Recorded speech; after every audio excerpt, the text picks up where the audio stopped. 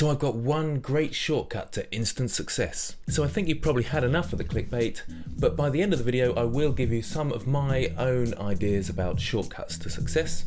But first I'm going to tell you a quick story. I was checking through the YouTube comments the other day and I came across this one from Mozums. Just found that someone has reposted this video without giving credit. Just posted it as their own, like WTF. So they were referring to my low poly animal tutorial, which is my most successful tutorial. It's also possibly my worst tutorial, interestingly, but I'll talk about that in a second. Let's see how this continued. So I typed in low poly animal into YouTube to see what came up, and yes, sure enough, 2 down, mine was at the top of course. 2 down was how to create a low poly animal in Blender 2018. They'd added 2018 to their title. And the thumbnail was almost identical to mine, but just not as good. And I thought I'd go into the video and check it out. And sure enough, they had just reproduced my entire video. They'd even used an elephant. And it's about creating a low poly animal, so choose a different animal at least. My initial reaction was, oh no, someone's copying my stuff. How dare they? They'd even copied the method, which I don't think was the best method now looking back on it. So I really do believe that they watched my tutorial and then reproduced it. But when I thought about it a bit more, I thought it's not such a bad thing because it's not the greatest of tutorials. I was rushing a bit, which I'll go on to in a second. And therefore I can understand why someone would think, well, I can do better with that tutorial, and fair enough really. And in fact, sometimes these things can even make us better. As someone else does a better job than you therefore need to do a better job than them in order to keep above the pile, or it just spurs you on. Or when you see a lovely piece of artwork, you think, oh well, I can do better, maybe I'll take some ideas from that myself and push mine on further. So it's a good thing to have some sort of competition and other people doing similar things to you. And in fact, a couple more down from my video, there's Pig Art, and he does some really fantastic low poly work, well worth looking into. He manages to take the basic shapes and turn them into low poly and make them look really great. He doesn't do many tutorials, they're more time lapses, but they're still worth looking at. The weird thing was, this wasn't the actual video that they were talking about. Someone had actually just copy and pasted my work and passed it off as their own in order to try and get some advertising revenue. So they'd literally taken my video with my voice and everything and they just slapped it on their own YouTube channel trying to get some money. And I think that's a bit cheeky and a big no-no. So I sort of went through the whole YouTube copyright process for that one so that it would get taken down. Perhaps it's been taken down, I don't know. We'll see. Maybe by the time you watch this it will have been. So in a way, these people are trying to take shortcuts, but they're kind of unsuccessful shortcuts. And looking back at this video, there's another story about success here. I think the reason that this is such a successful video is that there's slight clickbait in the title. Dare I say it, clickbait again. The title reads, create any low poly animal, Blender, 10 minutes. And the thumbnail reads, in 10 minutes. But the problem is that I was thinking the video takes 10 minutes, so it's a short video. And I know that people only like to watch short videos to get quick results. So I was trying to highlight the fact that a video takes 10 minutes, not that you can produce a low poly animal in 10 minutes. So that's an honest mistake and it may be a bit clickbaity. So I probably should at least change the thumbnail. But they take ages to change, so obviously that's the reason I haven't updated it.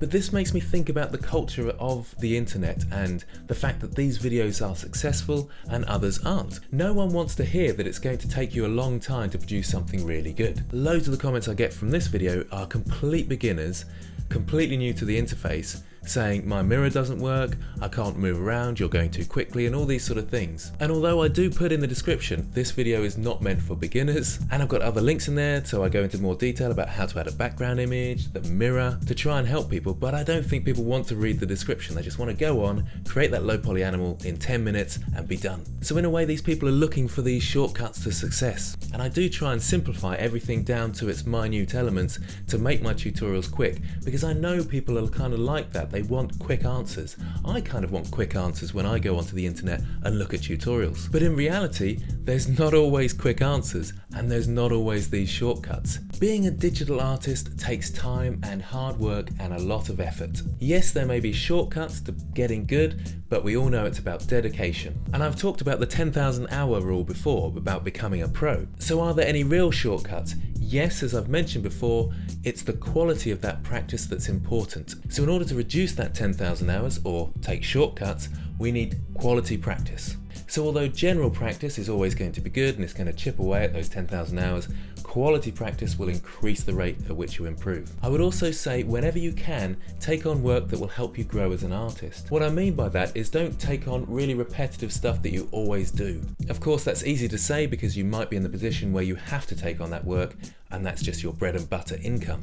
But as much as you can, go for those more risky projects that will push you and take you out of your comfort zone. Moving out of your comfort zone and trying things that you haven't before will develop you more as an artist and quicker, because you'll be able to take those different areas and bring them all in to influence one piece of artwork. Even if you would say, I'm a hard surface modeler, learning organic techniques will influence your hard surface models. If you're used to doing something like anatomy, then take on hard surface modelings like machines, and that can influence your anatomy and make you create amazing robots. So taking those risks, learning those new techniques can combine to make you that better artist. So yes, there aren't any great shortcuts. These will chip away at that 10,000 hour rule, but in reality, it's a good thing that there are no shortcuts. If there were, everybody would be taking them and it wouldn't seem as successful to reach that end goal. The fact that it does take dedication and hard work is a good thing, because people will drop off and give up and you will keep going and you will succeed and become an amazing artist and be successful. And that to me is what true success is, really overcoming the difficulties, dedicating your time to something, getting to the top of your field and being the best you can be. So don't get sucked into that culture where you go onto the internet looking for quick solutions, because if it looks too good to be true, then it probably is, as the saying goes. So if you've got any thoughts or comments, then comment below this video, or you can get across the Discord server and chat to me there. The links are in the description, and you can join in some of the competitions. There's the recent winners on the board there, the 2D and the Christmas competition. Well done to them. In fact, there's an interesting story. I think Raza, who did the 3D version, some people thought it was fake and they'd just taken a photo, so really well done. It's that realistic that people were kind of fooled by it in a sense.